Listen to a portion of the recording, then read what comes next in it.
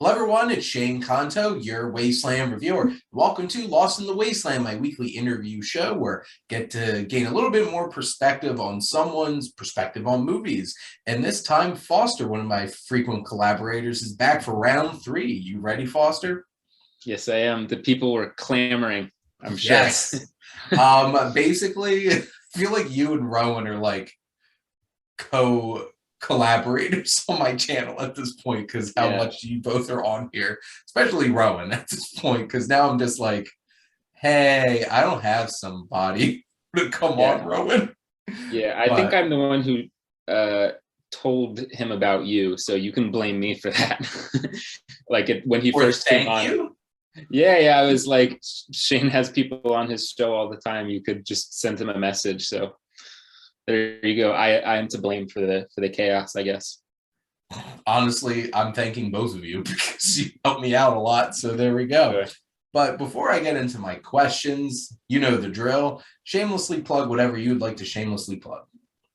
Yeah, I usually just say Twitter, Letterbox. Both of those are FOSTH101. But I mean, we both write for SiftPop, so I have a lot of reviews on there too. So I feel like I should mention that because I'm realizing now I never mentioned that.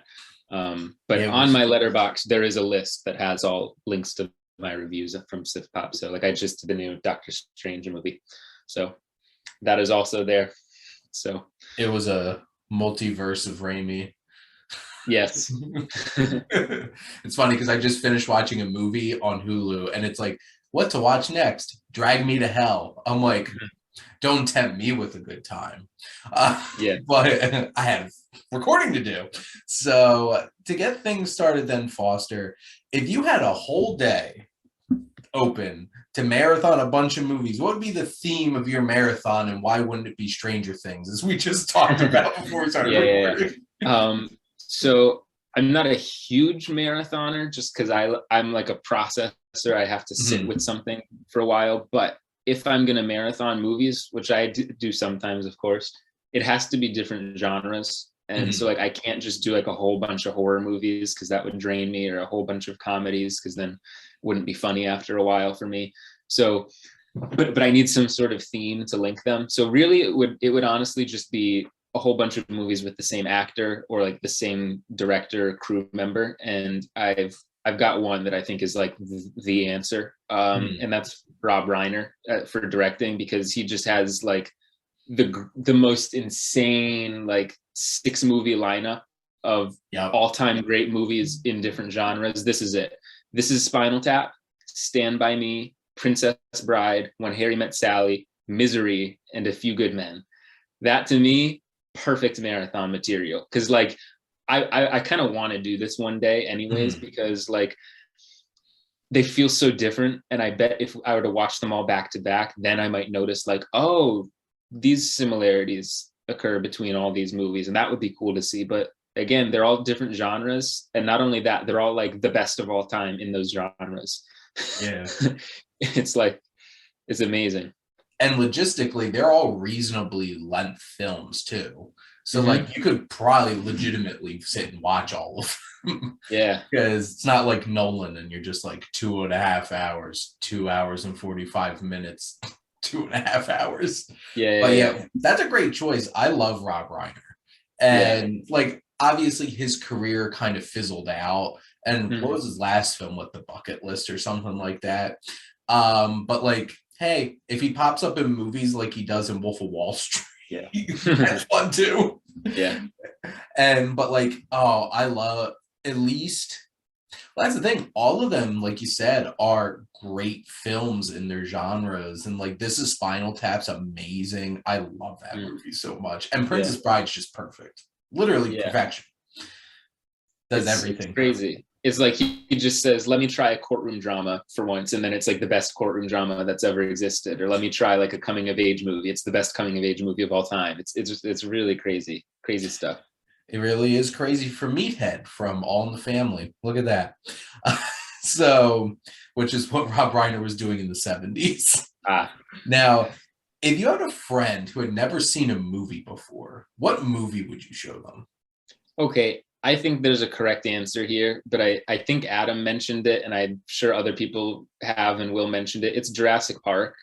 I think that's the answer, because to me, like, if you're gonna show someone a movie who's never seen a movie before, I think it needs to do one of two things. Like, to me, like, the best thing a movie can do is give you wonder, or it can give you like a moment of euphoria, where like something you just can't experience outside of a movie, really. I think some people might be tempted to do like Scott Pilgrim or Mad Max Fury Road. I think that would be too overwhelming if you've literally never seen a movie before. So I wouldn't go that far. But what Jurassic Park shows, I think, is it shows you dinosaurs, something you literally cannot see in the real world right now, and it brings something to life in a way that you can't really experience in a play or in a book. And so I think that's just the best answer. I'll say just like some honorable mentions, just because I think that's like the boring answer, but I think it's correct. I think like A New Hope or the first Harry Potter would be good ones, because it's like just an introduction to a world, and it's not too crazy, so like it's palatable if you've never seen a movie before. As far as like the euphoria, I think 1917, if someone can handle like intense war stuff, would be a great one, because like that running moment at the end, that's the kind of moment that you can only ever experience in a movie. And also because it's like the long unbroken takes, it's really, really immersive, even if the person watching isn't aware of the fact that it's a lot of unbroken takes. I think that one would be great. I also think if pretend we're in the 70s, the Willy Wonka and the Chocolate Factory, or no, this one's Charlie and the Chocolate Factory, right? Willy Wonka. Willy Wonka was Willy. Like the original film, because I always forget we're going to make a different name for the movie. Yeah, that would be a great one, because that's the one that really nails that wonder. Gravity, I think, would be a good one, just because like to show space, that's another thing you can't do in anything other than in movies, really. So those are some good ones. Yeah. Elon Musk. Yeah. Fair point, I guess. See, that's becoming more of a reality, but I facetiously was going to say, because like the one thing you mentioned is like you can't, like dinosaurs, you can't see them. And I'm like, yeah, Fury Road wouldn't be a good pick with that context, because I feel like we're moving closely toward yeah. We're going to start like a documentary each other for gasoline. That's where things are going. Yeah, unfortunately, that might become a documentary someday. Now, I know most of us big like cinephiles and stuff like that are just like, stop with all these remakes and sequels and yada, yada, yada. But if you could get a sequel for any movie, what would it be, Foster? All right, I have a real specific answer. I don't think anyone else is going to say this, but yeah, like you're saying, 99% of the time, I don't think a sequel is worth it. But my pick is Tinker Tailor Soldier Spy, which is a movie I think I like more than like everybody else in the world. But it's based on a book, which has a lot of books in that series, so there's a lot of material to draw from. Gary Oldman is still kicking it. He's great. I'm like Gary Oldman's #1 fan, I think. So I would just love to see him play this character again. You can pull from a million great British actors, right? It's a mystery, so I think mysteries naturally lend themselves to great sequels, because you don't have to really connect it to the previous one. You can just have a new story. And I really love the vibe of the movie. I know it's a really slow movie, but it's so good. Like the way it's shot is really cool, and the music, it's got this kind of really great atmospheric, like espionage vibe. And I think it would make for a great sequel. I feel like they were talking about doing that at one point in time too, and ever since I heard that, I was like, that would have been so cool. But I don't think it's popular enough to happen, but that would be my pick. Yeah, and I'm just thinking like that final shot just leaves it so open to be like, well, what's next for Smiley at this point? Yeah. And that's my biggest thing with Tinker Tailor Soldier Spy was, and I know other people have said this too, so this really isn't like an original thought, but I do think that movie could have benefited from being extended, and maybe like at this point where TV is, I think that could have killed it as like a series on Apple or especially HBO, honestly, at Yeah, this yeah. point. I think it was because it is like a 2 hour movie, right? Yeah, And there's a lot of and there's a yeah. lot of amazing actors in it too. It's ridiculous. It's crazy. And honestly, in hindsight, because like John Dujardin was such a nice pick for Best Actor Hmm. back then, but like in hindsight, when you look back, it's just like the work that Brad Pitt, George Clooney, and Gary Oldman all did that year. Hmm. I think what was challenging is all of them were more of their subtler performances. Yeah, But like Gary Oldman's great. And he's like silently just like picking apart everything going yeah. on in this. It's so good. It's his first Oscar nomination too, which is Insane. criminal. Criminal. Yeah. Now, Foster, what's a film from your childhood which you haven't watched in years that you'd love to go back and rewatch? All right, my answer is The Pagemaster. I have not seen this in a long time. It's to the point where it's just like kind of random fuzzy memories, but I loved it when I was younger. Basic premise is Macaulay Culkin wanders into a library. The librarian is played by Christopher Lloyd, and then he kind of bounces around from book to book. And when he enters the world of each book, it turns into like an animated movie, like real books too. I think like I feel like Moby Dick was one of them because I'm remembering the whale scene was like really intense when I was younger. And yeah, that's what I want to return to. That's my answer. Which is really crazy because I'm trying to remember what I literally just put this on my Amazon wish list this morning because This morning. I'm trying to remember what the thought thread was, but this popped up on like recommended to you. I'm like, huh, I haven't watched that in years. I would love to Yeah. watch that again. So, bam, there it is. I relate because I remember watching that. That was one of my Wow video rentals that I got a lot when I was a kid. See, that bring back some memories. Yeah, I had like I think the VHS tape in like one of those that you had to like pop open. Yep. Yeah, those big like clunky plastic ones. Yeah, That weren't just like the sleeve over it.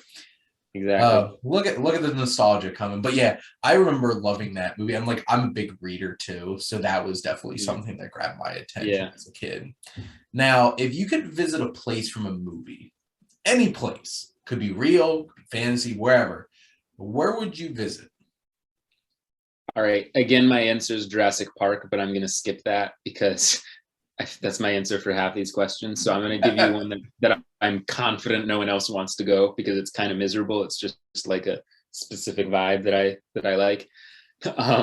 28 days later, the opening scene where he's wandering out in that empty London, to me, is like the greatest scene on the planet. It's like a top 3 scene of all time for me. Just and that music that plays in the background is so good, and like the fact that they were able to film that in London and have nobody in the frame other than Cillian Murphy is so crazy to me. And that, I don't know, it's like kind of a fantasy of mine to just live in a world with no people. But it's so cool. Like I live in New York City, and so it's really fun to be in the city really late at night and have like almost no one in Times Square. That's a really cool thing. But like to imagine having 0 people. Heaven. You are that episode of The Twilight Zone where after like the bomb drops and he walks out of the bank vault and he's literally the last person on earth, and then poor Burgess Meredith steps with his glasses and then he can't read anymore. That's an iconic Twilight Zone, but like trust me, I get that. Sometimes I definitely feel that vibe. Honestly, sometimes that's kind of what life is, waking up at 5 o'clock in the morning. Most people are Sure. And wandering around and no one's there. A quick honorable mention, another one that probably no one's going to choose, but the hotel in The Shining would be real fun to just wander around, because like and get lost because it legitimately does not like that was such an inspired choice that the logistics of it literally are not possible. And like that's what makes it so disorienting. And on top of that, But oh, the Overlook is so creepy and interesting. Yeah. I just imagine like Foster walking around just being like, Oh, like it's such a good hotel though. Like even beyond the movie, it's like it would be a cool place to be. But I mean, I've seen that movie so many times, and it would be wild, you know. So there you go, a couple out of the speaking box of things. being there by yourself all Yeah, winter, insanity. I don't need to be there all winter. An hour would be good. So, Foster, what's a film that you watched when you were way too young? I watched when I was too young because my mom, I think, was like, I know it's kind of crazy, but it's a musical, you know? And so I I watched it maybe when I was like 10 or 11 or something like that, which for me was too young because like I wasn't allowed to see a lot of stuff when I was younger. And this was by far the bloodiest, craziest thing I had ever seen. I mean, you see like throats getting slit and it's like cartoonishly over the top blood, but it was wild. Yeah.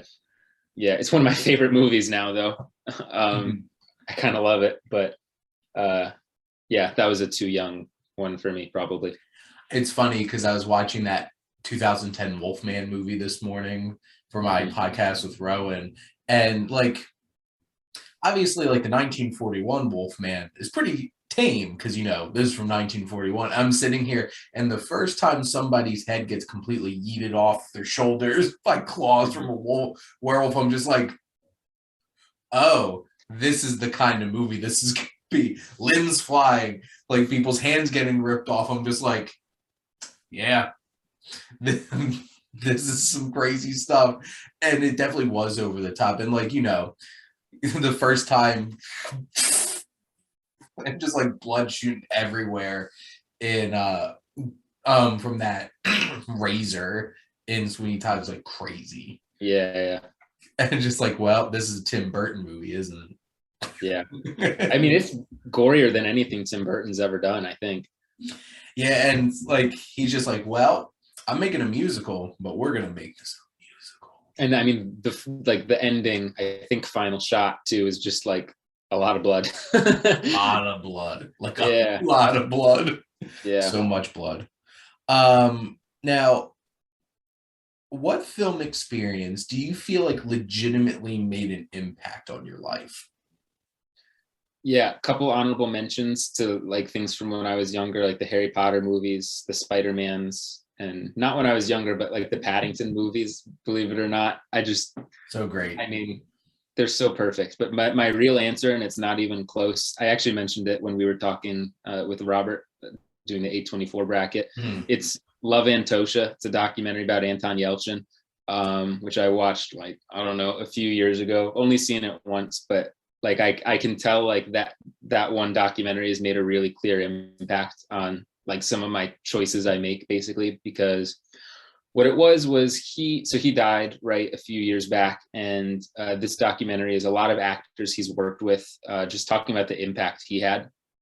And so like you see really really huge names like Jennifer Lawrence, for example, talking about how working opposite him on The Beaver of all Yeah. movies like changed how she acted, you know, because like she would just act out her lines pretty much the same way each take. Like she would find a way she likes and stick with it, whereas Anton Yelchin would try and do it differently every time.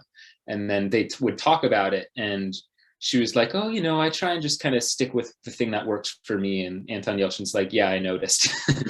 But she said like as awkward as it was, she's like, that has changed the way I act now forever. And then you see stories like that over and over and over again from like huge people that you have heard of and seen in movies saying, yeah, I worked with him for a month and it has changed my process, that sort of thing. And it was pretty wild to see, because it also talks about he knew he had cystic fibrosis and was maybe not going to live like a full life anyways. And so like he really tried to make the most of it.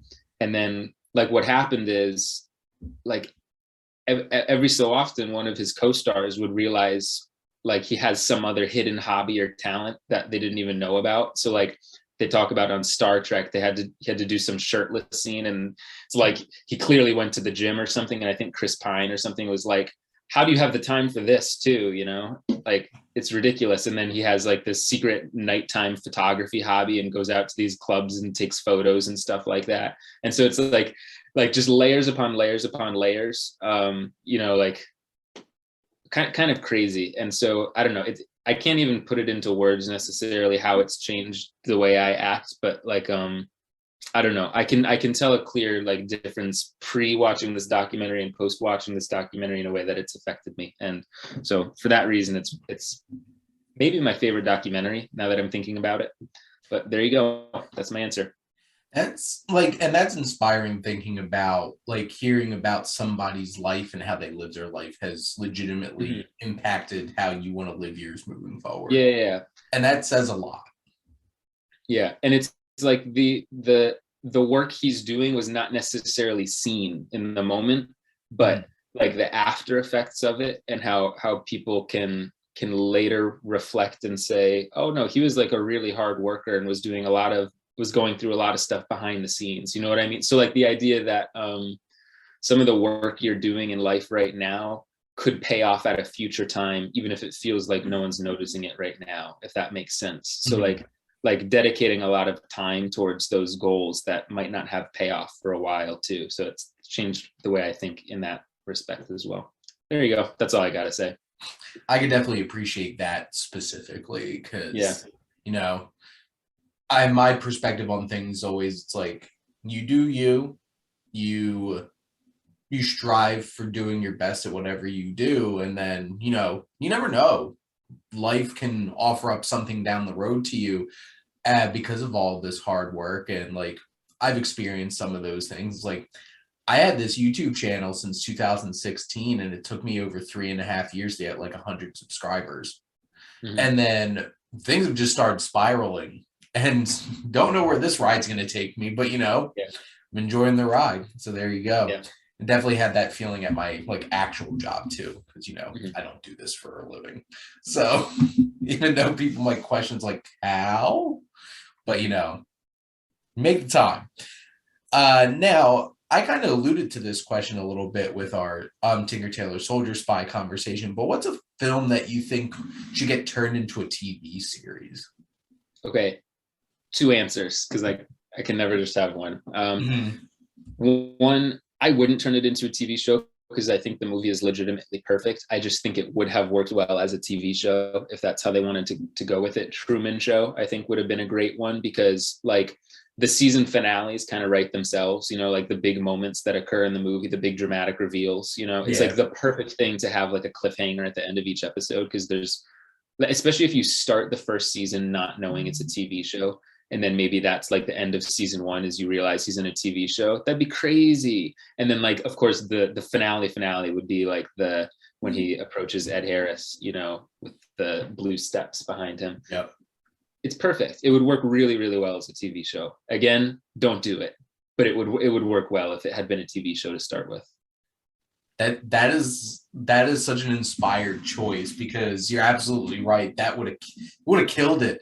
I think if it would have felt like for those who haven't watched The Good Place. Exactly, that's what I was thinking. Yeah. Oh my God. Yeah. Oh, I'm gonna think about that for a while now. What was the other answer? So my other one, this is one that I would watch, and I think kind of should be a TV show because I like this movie probably, again, more than anybody else. This is a real small movie. It's called Ghost Stories, plural, not A Ghost Story with Casey Affleck. It's from 2017. It's like a little British horror anthology movie. Yeah.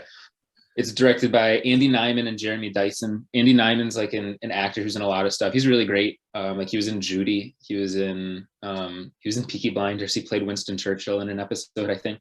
So he's the main character in this movie. It's based on a stage play, also made by these 2 guys. Have you seen it? Yeah, it's been a while, but I haven't. Like, I watched it when it came out. Yeah. So the premise basically is Andy Nyman is like a paranormal investigator type of person who debunks ghost stories, essentially. Like he does not believe in them. But this movie presents 3 ghost stories he was not able to debunk. And we go one by one through them. You get some like great British actors like Martin Freeman. Also, do you know Alex Lawther? author. So I have it up on yeah, IMDb right now. if you've seen Black Mirror, he's the main character in the Shut Up and Dance episode. Oh yes, because he's been popping up in a lot of things. So he's like one of my Yeah. favorite actors. I think he's kind of like sneakily like the best actor on the planet that no one ever talks about. He's also in The Last Duel. He's the king. He has a tiny 5-second part in The French Dispatch. He's in the end of the effing world on Netflix, which is such a fun show. I love that show. That's where I definitely know him from. He played young Alan Turing in The Imitation Game, and he's great in that. In this movie, his segment is my favorite segment just because of his performance. It's honestly worth rewatching. It's a really like manic, like stressful to watch performance, and it's so good. So like the acting in this movie, like across the board, is really great. It's got a nice little style. It's not a perfect movie. It's really just like a Foster movie that like there's some specific things in it that I really enjoy, but I think it would work really well as a TV show to just have like a new episode be like a great little cozy British horror anthology episode, you know. And the go ahead. Oh, I was just gonna say what's interesting is this, instead of like the whole paranormal like investigating thing did kind of get turned into a series on Amazon from Simon Pegg and Nick Frost. What the hell was that called? And like it kind of had that vibe where like each episode they were trying to debunk something, but like it turned out like these were obviously like actually happening, like paranormal kinds of things. And you know, it was a little darker and less funny than I anticipated, but like it still was Nick Frost and Simon Pegg. So like it still has that kind of vibe. This one's definitely darker. Like the actual movie Ghost Stories is definitely darker, but like I like that. I like the premise so much, and it would be interesting to see this group of creators get that opportunity to be able to do it. Yeah, and you could break free from the anthology structure towards the end of the season. You could like go back into the real world or see how some of these connect, or see, are some of these stories real, are they not? The conclusion of the movie is honestly not the best. Like the way it wraps up, I never really love it, but the actual stories I think are really fun. So that's my pick, my second pick, I guess. Now, Foster, what is your favorite film romance? Again, I'm going to give you two, but my number one is Eternal Sunshine. I think it's just the best. The reason being, it just feels real to me. Like it doesn't feel like a movie romance. It feels like it's not perfect, and in fact, it's really bad at parts. It's sloppy. Yeah, and that's what's so good about it. I'm gonna spoil Eternal Sunshine, so run away if you haven't seen it. Like run. But the ending scene to me is so meaningful, and what I take away from the movie is it's worth going forward with this relationship, even though we know it's possibly and maybe even probably gonna fail. The journey is worth it regardless. It's like the most beautiful, perfect message, I think, like in any movie ever. This is one of my favorite movies on the planet. It's like a top 10 movie.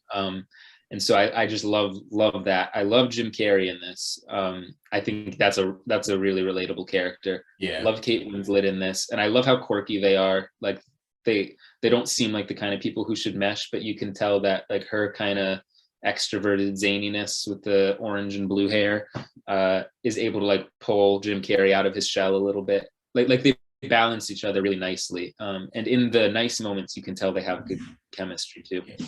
Also, his character. Yeah, I was just gonna say Elijah Wood, one of the worst people in the history of film. Sure. yeah. His character in that movie. Yeah. And you got an interesting sort of secondary romance of sorts with like Kirsten Dunst and Mark Ruffalo and also Tom Wilkinson. A great movie. So that's my main pick. My second pick, another one I mentioned on the A24 bracket, not an A24 movie, but Brooklyn, is so good. So I mean, this is one that just feels so real. Saoirse Ronan and Emery Cohen are like the two main ones, but then she goes back to Ireland, and then Domhnall Gleeson is there, and so it's kind of like she's torn between two worlds. And it's not really like she's necessarily torn specifically between the two men. It's like she's torn between her home and this new life she started for herself in New York. So it's really great in that way. But really, it's Emery Cohen. That's the That's the correct answer. So sorry, everyone else, you're wrong. But it's so sweet and dorky. Like just the way he talks to. I think he's really great. I wish he was in more stuff. And I remember I watched interviews with him after the movie was over, and he's kind of completely different than he is in that movie. But yeah, I've seen him in some other things like Big Gold Brick, I think it was, that came out this year, which is strange, trippy, crazy movie. He's in. I'm like, yeah. what? Mm-hmm. It took me a little bit to like see him in it. Yeah. But this movie means so much to me. And so a little tangent here. So I'm getting married in 2 days as we're recording this. And I made the centerpieces for the wedding, and each centerpiece is a movie reel with a little vase with fake flowers in it because I can't handle real flowers, and like glass in it to like hold them in. And then around them is a little table sign, a movie quote, and what was originally going to be these around the movie posters, but 15 of them got rejected for copyright infringement, but they still sent me this one. Okay. But so I replaced them with like the actual movie cases that I have, which is why I can't pull Brooklyn right now because it's down with all the stuff for the wedding. But a quote on there is like, the next time that you tell me I love you, if there is a next time, I'll tell you I love you too, is one of the quotes that I put on one of the tables. Cause like, love that movie. Love that movie so much. That's the top 20 for me too. I've seen it a lot of times. And it also kind of hits true to my family too, because like my maternal grandparents, one was a South Philly first generation Italian American, and then my grandmother wasn't like first generation, but like she was English, Irish, and Scottish, and I was like, ooh, like how can they be together? Like South Philly thing, except like at least they were both Catholic, so at least they had that going for them. But like I kind of like to think it's just like they're kind of like my grandparents a little bit, except Philly instead of New York. So there you go. But great choice. Great choice. Now here's the big one, Foster. So theoretically, you get hired to teach a film class. What films would be in your curriculum? Okay. So we've kept a good pace up until now. And I feel like I've earned the right to go. Here we go. Buckle in. So first of all, it depends who is this film class for. So is it for high school, college, adults? College, 100% college. College? Okay. Yep. I didn't do it for college. I did it. I'm changing the rules of this. Go right ahead. And it also depends, is this for like I already chose, so these are rhetorical. I'm just like telling you my thought process, but is it like for people who are not movie people? Is it people who are like just getting interested in movies, or like people who are complete cinephiles? Because that also changes the curriculum. Well, I guess the thing is, because, you know, and it's interesting because I took a film class in high school and I took a film class in college. Yeah. Along with all my lovely accounting classes. Yeah. But like it was an elective in high school. Like you had to go out of your way to pick this. It was called cinema class. And it's like, generally if you picked it, you either you love movies and film, or you wanted to just watch movies and thought it was going to be a BS class. Yep. And then in college, I took great performances on film. So like, I'm imagining like this is a class you'd have to pick. And like, there's probably a reason you picked it is because you love movies. Sure. Okay. So this is the way I've made this. Is I'm doing it for high school for the very specific reason that I'm going to be a high school teacher. I have a job now, so I can officially say I'm a high school teacher, which is exciting. Congratulations. And because I could actually conceivably teach a class like this at some point in the future. So like I'm taking this real seriously. There you go. And because of that, I'm assuming it's like basic movie fans who really haven't seen a lot of the classics, but are like kind of vaguely interested in movies. But like I'm not gonna like go overboard and do like Jean-Luc Godard or something like that to like high schoolers. You wouldn't do that. So and like I think a lot of people probably understandably are doing like Godfather and Citizen Kane and movies like that. I'm not doing that because I think the temptation is to include movies like that because they're the important movies. But I'm gonna just tell you, high schoolers, you think you know high schoolers, but if you're listening to this podcast, you're doing so because you're a movie nut. Your average high schooler is not going to be impressed with a lot of these movies, and they have not seen a lot of the big classics that you would think they have seen. Now, I'm not doing exclusively classics. I'm going to have a mix, but here we go. Okay. So, and I am including some older movies too, just because I'm wanting that to show that newer is not always necessarily better, because that is like the common opinion at this point, you know, like that like some of the new remakes and reboots are better than the original. Because like I heard, I'm just going to quick 20-second rant, like in one of my classes, the teacher was just going around, hey, did anyone see any new movies, you know, anything going on in life, you know? One person says, oh yeah, I saw the new Halloween, the 2018 one. Oh, how was it? Oh yeah, it was good. Oh, would you say it was better than the original one? Yeah, it was better than the original. It had better effects. And I'm like, just wanted to crawl under a rock. And I'm like thinking, first of all, what effects are even in the original? Barely any, you know? And also the original is way better, but like, I'm just telling you, this is what most high schoolers and probably I had one of my graduate assistants tell me, it's like, oh, I'm really into some old movies, like Pay It Forward. And I'm like, just like, it's 20 years old. Yeah. I literally own movies that are from 1903. Yeah, exactly. So like perception. Exactly. My point is, like, if you show Casablanca or something to a high schooler, you are not really going to convince them. They're not going to be as enamored with it as you think they are going to be. And in fact, you're actually going to confirm what they already believe about black and white movies, which is that they're boring and out of touch, you know? So like, I have really specifically, precisely chosen movies that I think will convince them, like, hey, old movies can be kind of interesting. All right. I have split this up into weeks where like each week is a new topic and a movie that goes along with the topic. I have like 15 weeks. I'll go through them pretty quickly though, now that I've given you all the background. Okay, week 1, rather than just getting started with like diving into film curriculum or whatever, what makes bad movies bad? That's the question. And we're going to start off with a bad movie, because like in my opinion, you can't possibly appreciate good movies unless you know like what makes them good. Well, they're good in contrast to bad movies being bad. So there are a few options here. I've never seen like a Neil Breen movie, but I feel like that'd be a funny thing to do. I honestly think like Batman and Robin is a great one because it's like tame. People can watch it and tolerate it because it's Batman. We can all make fun of it.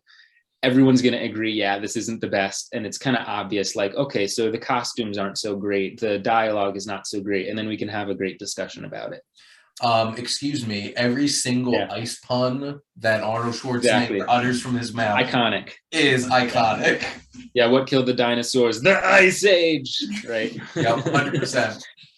Yeah, I'm thinking, like, I'm hoping it, in the way I'm doing this, we would be watching the movies together and hopefully laughing. So I think it'd be fun. I wouldn't want to do like Twilight just because there are a lot of people who unironically love Twilight. Yeah. And I don't know if there are a lot of people who unironically love Batman and Robin. I think usually it's kind of like this is goofy and fun if you like Batman and Robin. So that's my first week. And I think it's a fun intro because hopefully it like tears down a lot of the awkwardness that people think like we're going to just have like a snobby semester, you know? Okay. Then the next few weeks are all about like character, story, and basic things like that before getting into the technical elements. So week 2 would be what makes a compelling character. And I'm going to do Stand By Me, which I think is a classic that maybe a few have seen, but not everybody. I think it's really great because they're distinct characters. And especially what I would focus on is how do they set Will Wheaton's character apart from the rest? Like they give him extra moments with other characters, or they linger on his face a little bit longer. And like, what makes him compelling? Well, like his hopes and dreams and, you know, how he kind of wants to go beyond this place he's in now. So I think that would be a good one. And it's just a great movie and it's kind of impossible not to like, and it's pretty short. Rob Reiner again. So that's week 2. You can shut me up at any point, by the way, but I'll just plow through. Week 3, So after what makes a compelling character, what makes a compelling story? I'm gonna go 12 Angry Men. I think this is like a perfect classic movie in that it's short and it's like I I think it's impossible not to get invested in it. I watched it when I was really young, like 10 or 11, and I loved it.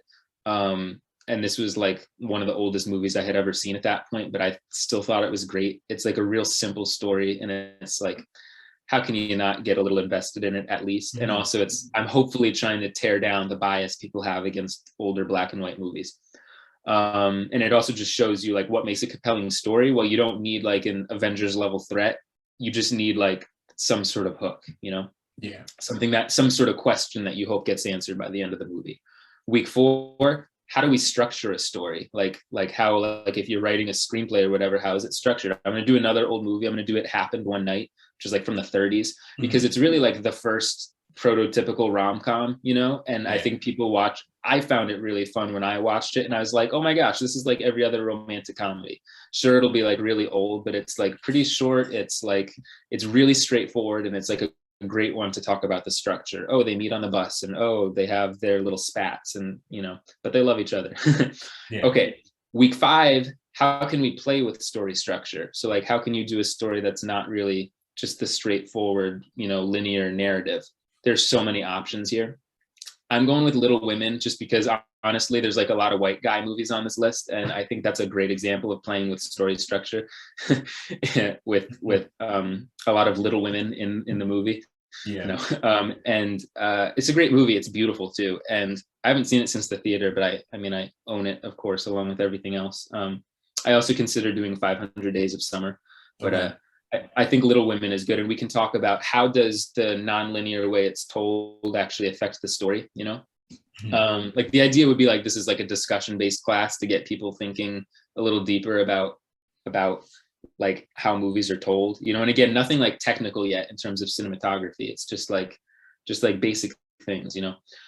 Week 6, how can we analyze a movie's deeper themes? I think this is super important because like a lot of people's understanding of movies initially is really surface level. It's just like, oh, he likes her, he does not like her. And this is one that's like a me movie that I love, and I'm just gonna force it on them. Doubt, I think, is a great movie because it's a really compelling story, great acting, but the themes are so great. It's in the title, it's doubt, right? Where Meryl Streep and us, we the audience, are doubting Philip Seymour Hoffman's character in many ways, but also it's about doubting your faith in some ways too. And so like the themes are all connected, you know, I mean, that's like the ending line of the movie with Meryl Streep's character, about having doubts, right? And I just think that's a great discussion one, you know? And of course, because it's kind of an ambiguous movie and it doesn't really give you all the answers, it's a great discussion one. And it's a great like introduction into analyzing, not everything has to be on the surface. Okay. Here now we're transitioning into the technical elements. The idea is there's like a through line, like they're all connected. Week 7, here we go. How can cinematography be used to enhance a movie's themes? So like, how can we, I was just going to say the same thing over again. You get it.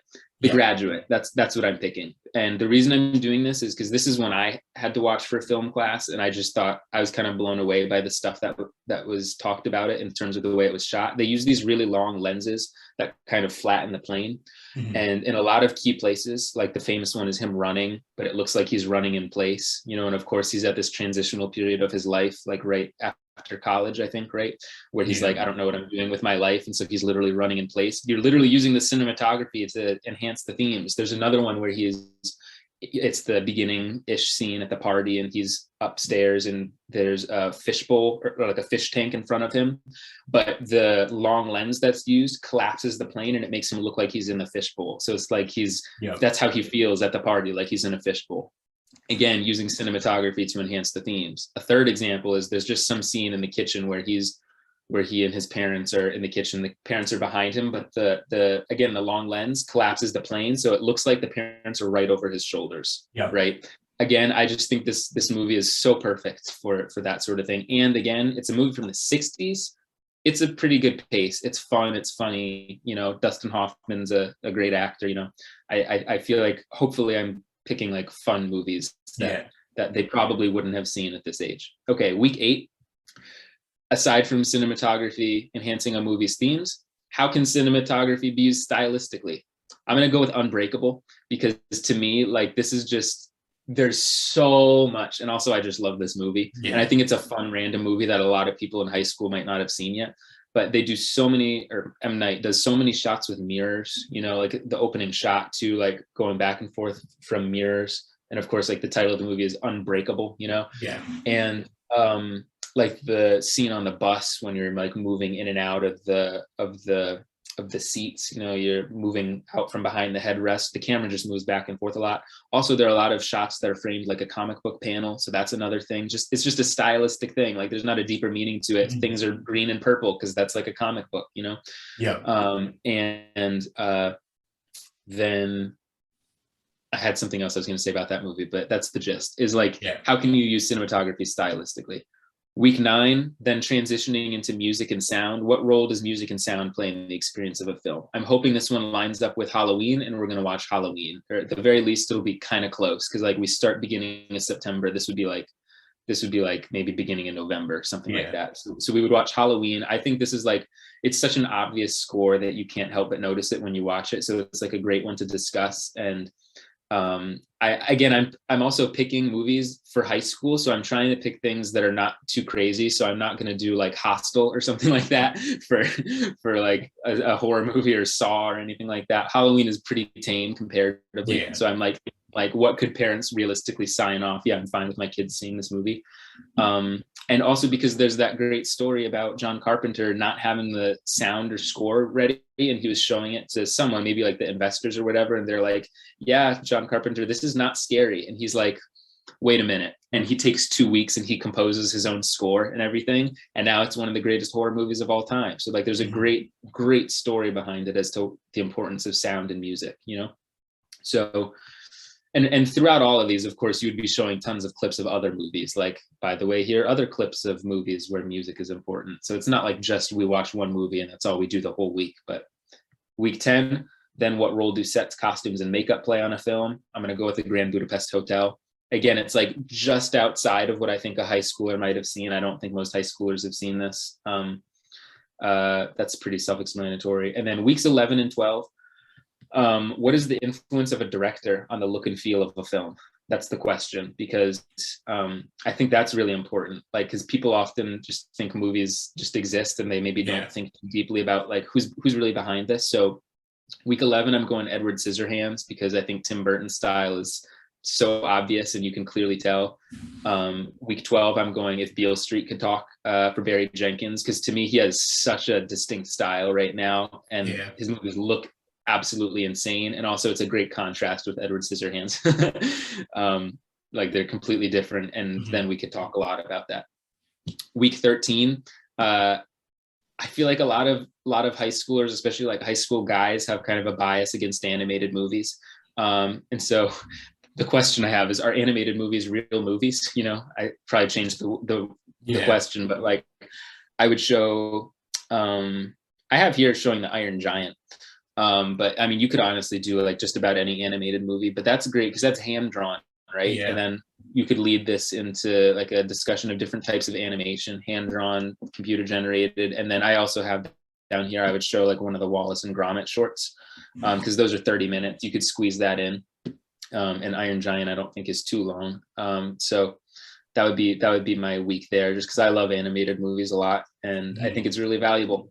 And then weeks 14 to 15, the final question of the class would be, is new always better?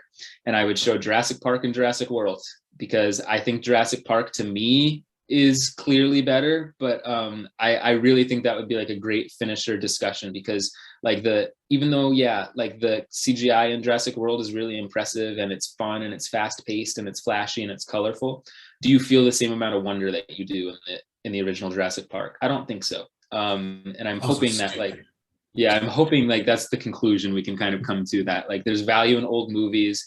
Here's like the different ways we can analyze a movie, like in terms of character, story, and then stylistically. And that would be my class. So there you go. That took a long time, but I put a lot of thought into this, clearly, because like realistically I could do this. I think it would be a great class. And all I'm going to add about Jurassic World is you know what kind of movie you're watching when a velociraptor rides in on a T-Rex fighting a giant hybrid dinosaur that gets RKO'd out of nowhere by a Yeah. giant, like, ancient shark looking thing. Yeah. So, like, bam, that's what kind of movie Jurassic World is. Yeah, I saw something online that said like this franchise wildly overestimates my investment in Blue the Velociraptor because like every scene and like just Chris Pratt like taming, hold on there, buddy. You know, it's like I don't care about this Velociraptor. I'm sorry. Well, now they know we don't care, so then they're trying to bait us back in with characters we do care about. Yeah. And then hopefully they don't ruin them. Mm-hmm. So we'll see, Dominion. Yeah. But this is a great idea. Like, hey, I would love to take this class, but obviously I'm 30 years old and love film.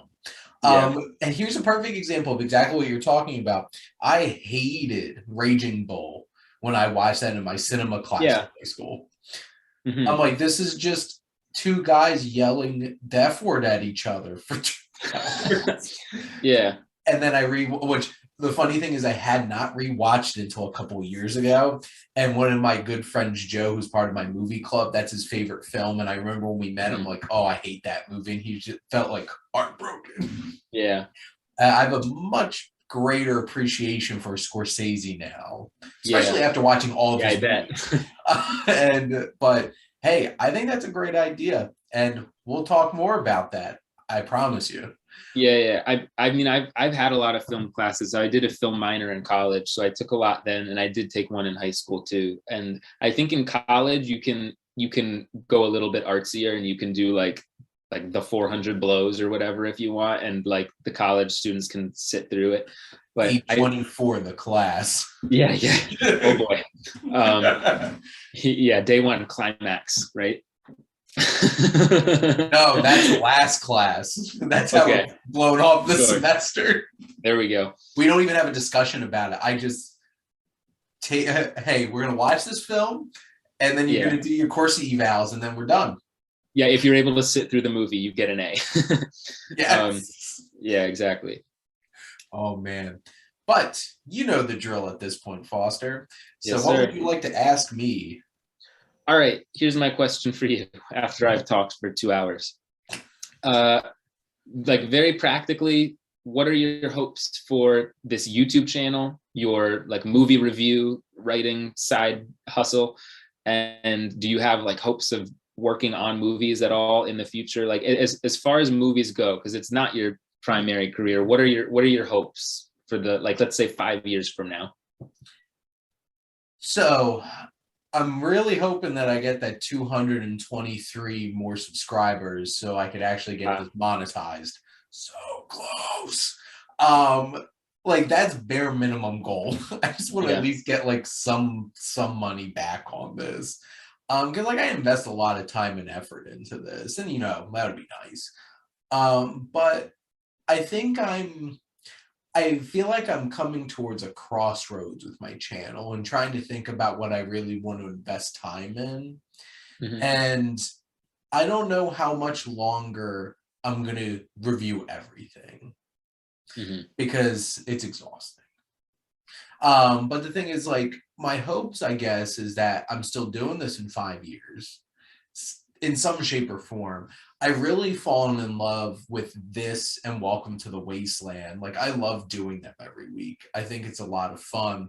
And I love these interviews as they progress too, because of the different ways that I have planned to expand upon it too.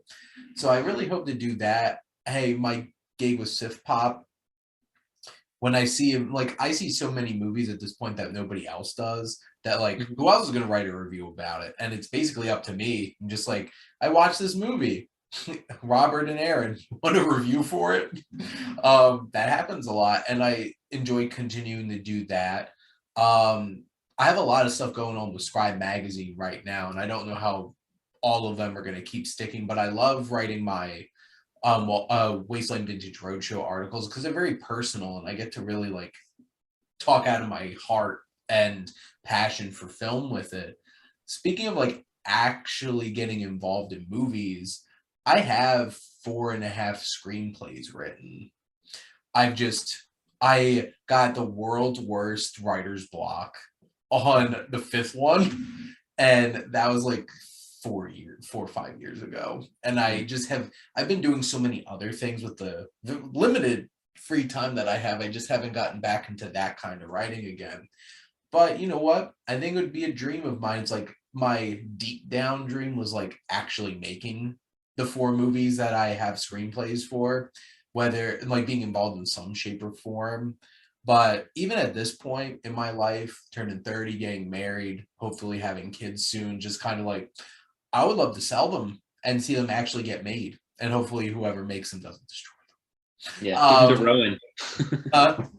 Give them to Rowan. There you go. He wants to make But movies. so I would hope that someday, because like my perspective on this is I love my full-time job. I have a passion for higher education and education in general and teaching people things. And I think it'd be really cool to teach a film class someday. I am kind of stuck in I teach statistics and analytics world right now. So it's like, I don't know how many opportunities I'm going to get to teach actual film class. But hey, if higher ed goes in a certain way and maybe I'm feeling a little less risk adverse, might take a chance. Maybe apply for a job doing writing and stuff like that. I don't know. Just kind of seeing where life's taking me. I'm at an interesting place in my life right now at 30 years old with by the time this gets released, or at least that week, I'm probably going to be getting promoted at work.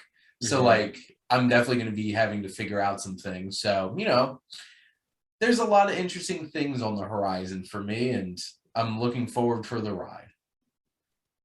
Hopefully that was an interesting way of answering your question. And yeah, it was good. Honestly, it's a deep question. I am, which the reason why I love everybody asking me a question at the end is because like I'm an open book. Generally, if people ask me questions, I'm going to give them a very honest answer about it. And like, I appreciated this one. So thank you, Foster. And thank you for coming on. And honestly, I was really impressed with your curriculum, and 100%, if you ever teach in that class, I'm going to audit it somehow. Sure. Can you do that in high school? Maybe. Hey, well, you'll be the first. If I could get into the high school and just wander into your class and you don't tell me to leave, I guess that's auditing, right? I guess. Even not formally, just sneak in. Just like, who's in our classroom? I'm just like, yeah. I just hide back. But Foster, thank you again. Quickly, shamelessly plug your social media for everybody. FOSTH101 Letterboxd is my main hub, I guess, and also have a Twitter that I don't do much with. And then on Letterboxd, you can find a lot of the reviews I've written for SiftPop if you just look in my lists. There you go. And thank all of you out there for always tuning in and supporting your Wasteland Reviewer.